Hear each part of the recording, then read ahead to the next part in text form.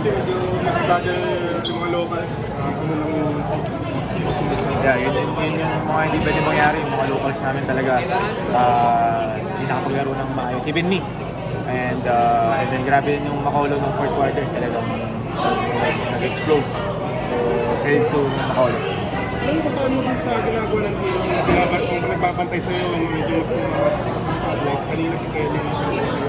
Yeah, kaya nga, ano to kaya game 7 to kasi lahat talaga ng pwedeng gamitin, pwedeng iba to talagang even.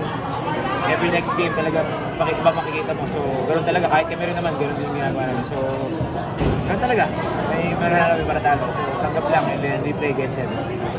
Yung after kasi na-experience yun na yung lamang kayo 3-2 tapos na first kayo game 7. Yung ba with that experience na season you can focus more or yung mas mag-improve yung ano ninyo. Yeah, yung adjustment lang siguro namin, yun yung pinaka-importante ngayon sa Game 7. And ano yung pwede namin makita sa video na pwede namin improve, let's see. So yeah, ito yung pinakamaganda sa basketball, sa lahat ng sports, sa Game 7. So yun talaga, kailangan namin tanggapin and then move on na lang. Thank you guys. Thank you. Thank you.